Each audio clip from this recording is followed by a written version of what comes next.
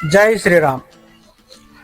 ಹರಿ ಅನಂತ, ಹರಿ ಕಥಾ ಅನಂತ ಅಂತ ಹೇಳಿ ಆ ಪರಮಪಿತ ಪರಮಾತ್ಮನ ವರ್ಣನೆ ಮಾಡಲು ಸ್ವತಃ 4 ವೇದಗಳು ಸೋತು ಸೊರಗಿ ಹೋಗಿರುವಾಗ ಪರಮ ಪಾಮರರಾದ ನಾವುಗಳು ವೈಕುಂಠವಾಸಿಯಾದ ಮಹಾವಿಷ್ಣುವಿನ 7ನೇ ಅವತಾರವಾದ ಮರ್ಯಾದಾ ಪುರುಷೋತ್ತಮ ಪ್ರಭು ಶ್ರೀರಾಮನ ಚರಿತ್ರೆ ರಾಮಾಯಣವನ್ನು ಹೇಳಲು ನಮ್ಮ ಬುದ್ಧಿಗೆ ನಿಲುಕದ ಮಾತಾಗಿದೆ.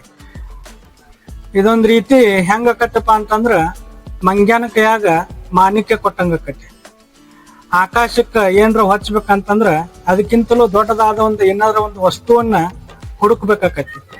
ಅದಕ್ಕ ನಮ್ಮನ್ನ ದಡ ಸೇರ್ಸು ಬಾರಾನ ಭವಸಾಗರದ ಮಹಾ ಅಂಬಿಗನಾದ ಅಯೋಧ್ಯಾಪತಿ ಶ್ರೀರಾಮನ ಅಭಯ ಹಸ್ತಗಳಿಗೆ ನಮ್ಮನ್ನ ಸಮರ್ಪಿಸಿ ರಾಮಾಯಣದ ಮಹಾಗ್ರಂಥಗಳಲ್ಲಿ ಬರುವ ಪಾತ್ರಗಳ ಬಗ್ಗೆ ಸಂಕ್ಷಿಪ್ತವಾಗಿ ನಿಮ್ಮ ಮುಂದೆ ಪ್ರಸ್ತುತಪಡಿಸುತ್ತಾ ಹೋಗುತ್ತೇವೆ.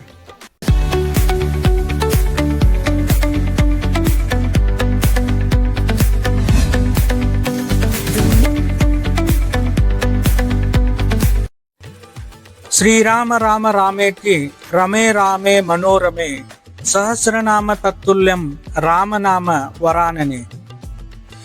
ಹೀಗೆ ಕೈಲಾಸವಾಸಿಯಾದ ಶಿವಶಂಕರನು ತನ್ನ ಅರ್ಧಾಂಗಿ ಪಾರ್ವತಿಗೆ ಹೇಳ್ತಾನ. ಯಾಕಂದ್ರ ವಿಷ್ಣು ಸಹಸ್ರನಾಮ ಹೇಳುವುದರಿಂದ ಬರ್ತಕ್ಕಂಥ ಫಲ ಈ ರಾಮ ಎಂಬ 2 ಅಕ್ಷರ ಹೇಳಿದ್ರ ಸಿಗ್ತೈತಿ ಅಂತ ವೇದವ್ಯಾಸರು ಮಹಾಭಾರತ ಗ್ರಂಥದಲ್ಲಿ ಬರೆದಾರ. ಇಂತಹ ಶಕ್ತಿಯುತ ನಾಮಧೇಯವನ್ನು ಹೊಂದಿದ್ದ ಶಿಯಾವರ ರಾಮನು ಸಾಧಾರಣವಾದ ಮನುಷ್ಯರಂತೆ ಭೂಮಿಯ ಮೇಲೆ ಅವತಾರ ತಾಳಿದ ಹಿನ್ನೆಲೆಯನ್ನು ತಿಳಿದುಕೊಂಡು ಬರೋಣ. ಒಂದು ದಿನ ವೈಕುಂಠದಲ್ಲಿ ಬ್ರಹ್ಮನ ಮಾನಸ ಪುತ್ರರಾದ ಸನತ್ ಕುಮಾರರು ಮಹಾವಿಷ್ಣುವನ್ನು ಭೇಟಿಯಾಗಿ ಒಂದು ಮಹತ್ತರ ವಿಷಯವನ್ನು ಚರ್ಚಿಸಲು ಬಂದಿದ್ದರು. ಆಗ ವೈಕುಂಠದ ದ್ವಾರಪಾಲಕರಾದ ಜಯ ವಿಜಯರು ದುರಹಂಕಾರದಿಂದ ಮುನಿಕುಮಾರರನ್ನು ಬಾಗಿಲ್ದಾಗ ನಿಲ್ಲಿಸಿ ಅವರಿಗೆ ಅವಮಾನ ಮಾಡ್ತಾರೆ. ಇದರಿಂದ ಕೋಪಗೊಂಡ ಸನತ್ ಕುಮಾರರು ಜಯ ವಿಜಯರಿಗೆ ಭೂಲೋಕದಲ್ಲಿ 7 ಜನ್ಮ ಮನುಷ್ಯ ಯೋನಿಯಲ್ಲಿ ಹುಟ್ಟಿ ಗರ್ಭವಾಸ ಅನುಭವಿಸಿ ಬರುವಂತೆ ಶಾಪ ಕೊಡ್ತಾರೆ. ಈ ಸಂದರ್ಭದಾಗ ಶ್ರೀ ಮಹಾವಿಷ್ಣು ಅಲ್ಲಿ ಪ್ರತ್ಯಕ್ಷ ಆಗಿ ನಡೆದ ವೃತ್ತಾಂತವನ್ನು ಆಲಿಸಿ ಜಯ ವಿಜಯರ ಬದಲಿಗೆ ತಾನು ಮುನಿಕುಮಾರರಲ್ಲಿ ಕ್ಷಮೆ ಯಾಚಿಸಿ ಇದಕ್ಕೊಂದು ಪರಿಹಾರ ಸೂಚಿಸಬೇಕು ಎಂದು ವಿನಂತಿಸಿಕೊಳ್ತಾನೆ. ಇದರಿಂದ ಪ್ರಸನ್ನರಾದ ಮುನಿಕುಮಾರರು ಒಂದು ಉಪಾಯವನ್ನು ಹೇಳ್ತಾರೆ. ನೀವಿಬ್ಬರು 7 ಜನ್ಮ ವಿಷ್ಣುವಿನ ಭಕ್ತರಾಗಿ ಜನ್ಮ ತಾಳುವಿರೋ ಅಥವಾ 3 ಜನ್ಮ ಮಹಾವಿಷ್ಣುವಿನ ಪರಮ ಶತ್ರುಗಳಾಗಿ ಜನ್ಮ ಪಡೆಯುವಿರೋ ನೀವೇ ಆಯ್ಕೆ ಮಾಡಿಕೊಡ್ರಿ ಅಂತ ಹೇಳ್ತಾರೆ. ಮಹಾವಿಷ್ಣುವನ್ನು ಬಹಳ ಕಾಲದವರೆಗೂ ಬಿಟ್ಟಿರಲು ಸಾಧ್ಯವಿಲ್ಲದ ಜಯ ವಿಜಯರು ಅವನ ಪರಮ ಶತ್ರುಗಳಾಗಿ 3 ಜನ್ಮ ಪಡೆದು ಶೀಘ್ರವೇ ವೈಕುಂಠವನ್ನು ಸೇರಲು ಬಯಸ್ತಾರೆ. ಹಿಂಗ ವೈಕುಂಠದಾಗ ನಿರ್ಧಾರ ಮಾಡಿದಂಗ ಜಯ ವಿಜಯರು ಸತ್ಯಯುಗದಾಗ ಹಿರಣ್ಯಾಕ್ಷ ಹಿರಣ್ಯಕಶ್ಯಪು ಎಂಬ ನಾಮಧೇಯದಿಂದ ಹುಟ್ಟಿದಾಗ ಶ್ರೀ ಮಹಾವಿಷ್ಣು ವರಾಹ ಮತ್ತು ನರಸಿಂಹನ ಅವತಾರ ಪಡೆದು ಅವರನ್ನು ಸಂಹಾರ ಮಾಡ್ತಾನೆ. ಮುಂದ ತ್ರೇತಾಯುಗದಾಗ ವಿಶ್ವಾವಸು ಮತ್ತು ಕೈಕಶಿ ಎಂಬ ದಂಪತಿಗಳ ಉದರದಲ್ಲಿ ರಾಮನ ಕುಂಭಕರ್ಣ ಎಂಬ ನಾಮಧೇಯದಿಂದ ಜನ್ಮ ಪಡಿತಾರೆ. ಹಿಂಗ ಜನ್ಮ ಪಡೆದ ರಾವಣ ಮತ್ತು ಕುಂಭಕರ್ಣರು ಬೆಳೆದು ದೊಡ್ಡವರಾದ ಮೇಲೆ ಕಠಿಣವಾದ ತಪಸ್ಸನ್ನು ಮಾಡಿ ಬ್ರಹ್ಮನನ್ನು ಒಲಿಸಿಕೊಂಡು ಅವನಿಂದ ತ್ರಿಮೂರ್ತಿಗಳು, ದೇವತೆಗಳು, ಸುರರು ಮತ್ತು ಅಸುರರು ಮತ್ತಾರಿಂದಲೂ ಸಾವು ಬರದಂತೆ ಕೇವಲ ವಾನರ ಮತ್ತು ಮನುಷ್ಯರಿಂದ ಮಾತ್ರ ನಮ್ಮ ಸಾವು ಬರಲಿ ಎಂದು ವರ ಪಡೆದು ಸಮಸ್ತ ಲೋಕದಲ್ಲಿ ಚಿತ್ರಹಿಂಸೆ ಉಪಟಳ ಕೊಡಲು ಆರಂಭಿಸಿದರು. ಈ ಉಪಟಳವನ್ನು ಸಹಿಸಲಾರದೆ ದೇವಾನುದೇವತೆಗಳು ಶ್ರೀ ಮಹಾವಿಷ್ಣುವಿನ ಬಳಿಗೆ ಹೋಗಿ ನಡೆದಿರುವ ಎಲ್ಲ ವೃತ್ತಾಂತಗಳನ್ನು ಹೇಳಿ ತಮ್ಮನ್ನು ಈ ಒಂದು ವಿಷಮ ಪರಿಸ್ಥಿತಿಯಿಂದ ರಕ್ಷಿಸಬೇಕೆಂದು ಬೇಡಿಕೊಂಡರು. ಎಲ್ಲವನ್ನು ಸಮಾಧಾನ ಚಿತ್ತದಿಂದ ಆಲಿಸಿದ ಲಕ್ಷ್ಮೀಪತಿಯು ಅವರೆಲ್ಲರಿಗೂ ಅಭಯವನ್ನು ನೀಡುತ್ತಾ ಹೀಗೆ ಹೇಳ್ತಾನೆ. ಎಲೆ ದೇವತೆಗಳೇ, ಇನ್ನು ಮುಂದೆ ನೀವು ಆತಂಕ ಪಡುವ ಅವಶ್ಯಕತೆ ಇಲ್ಲ.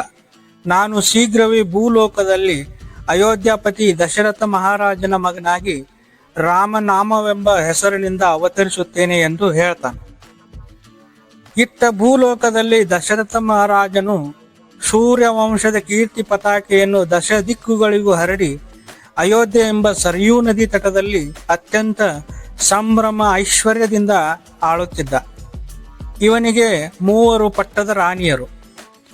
ಆದರೆ ಎಷ್ಟೇ ಐಶ್ವರ್ಯವಿದ್ದರೂ ಮಕ್ಕಳ ಭಾಗ್ಯವಿಲ್ಲದಿದ್ದರೆ ಅವೆಲ್ಲವೂ ಇದ್ದೂ ಇಲ್ಲದಂತೆ ಇದೇ ಕೊರಗು ದಶರಥ ಮಹಾರಾಜನನ್ನು ಯಾವಾಗಲೂ ಕಾಡುತ್ತಿತ್ತು. ಒಂದು ದಿನ ದಶರಥನು ಕುಲಗುರುಗಳಾದ ವಶಿಷ್ಠ ಮುನಿಗಳಿಗೆ ಇದರ ಒಂದು ಪರಿಹಾರ ಹೇಗೆ ಮಾಡುವುದು ಎಂದು ಕೇಳಿದಾಗ ವಶಿಷ್ಠರು ಹೇಳ್ತಾರ, ದಶರಥ, ನೀನು ಚಿಂತೆಯನ್ನು ಬಿಡು. ಶೀಘ್ರವೇ ನಿನ್ನ ಅಳಿಯನಾದ ಋಷ್ಯಶೃಂಗನನ್ನು ಕರೆಸು. ಅವನ ನೇತೃತ್ವದಲ್ಲಿ ಪುತ್ರ ಕಾಮೇಷ್ಟಿಯಾಗ ಮಾಡಿಸು ಎಂದು ಸಲಹೆ ಕೊಡ್ತಾನೆ. ಅದರಂತೆ ದಶರಥನು ಋಷ್ಯಶೃಂಗ ಮುನಿಯನ್ನು ಕರೆಸಿ ಪುತ್ರ ಕಾಮೇಷ್ಟಿಯಾಗ ಮಾಡಿಸಿದ. ಆಗ ಯಜ್ಞಕುಂಡದಿಂದ ಅಗ್ನಿದೇವನು ಒಂದು ಪಾಯಸದ ಪಾತ್ರೆಯನ್ನು ಹಿಡಿದು ಮೇಲೆ ಬಂದನು. ವಶಿಷ್ಠ ಮುನಿಗಳು ಆ ಪಾಯಸವನ್ನು ದಶರಥನಿಗೆ ಕೊಟ್ಟು, ನಿನ್ನ 3 ಹೆಂಡತಿಯರಿಗೂ ಸಮಾನವಾಗಿ ಹಂಚು ಎಂದನು.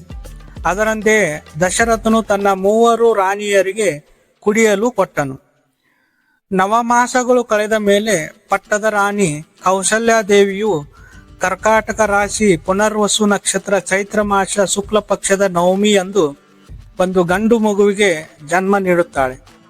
ಆ ಮಗುವಿಗೆ ವಶಿಷ್ಠ ಮುನಿಗಳು ರಾಮ ಎಂದು ನಾಮಕರಣ ಮಾಡುತ್ತಾರೆ. ಆ ರಾಮನೇ ಈಗ ನಾವು ಹೇಳುತ್ತಿರುವ ರಾಮಾಯಣದ ಕಥಾನಾಯಕ.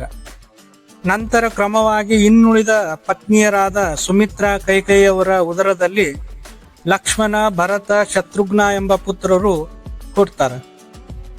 ಪ್ರಿಯ ವೀಕ್ಷಕರೇ, ಪ್ರಭು ಶ್ರೀರಾಮ ನವಮಿಯ ಪ್ರಯುಕ್ತ ಸಂಕ್ಷಿಪ್ತವಾಗಿ ಕೋದಂಡರಾಮನು ನೀಡಿದ ಮಿತಿಯೊಳಗೆ ಹೇಳಿದ ಈ ಕತೆ ನಿಮಗೆ ಎಷ್ಟು ಇಷ್ಟವಾಯಿತು ಎಂದು ತಿಳಿಸಿ. ಪ್ರಿಯ ವೀಕ್ಷಕರೇ, ಮತ್ತೊಮ್ಮೆ ತಮ್ಮೆಲ್ಲರಿಗೂ ರಾಮನವಮಿಯ ಶುಭಾಶಯಗಳು. ಇಲ್ಲಿಯವರೆಗೆ ಹೇಳಿರುವ ಮಾಹಿತಿ ತಮಗೆ ಇಷ್ಟವಾಯಿತು ಎಂದು ಭಾವಿಸುತ್ತೇವೆ. ಶ್ರೀ ಸಿಯಾವರ ರಾಮಚಂದ್ರ ಕಿ ಜೈ.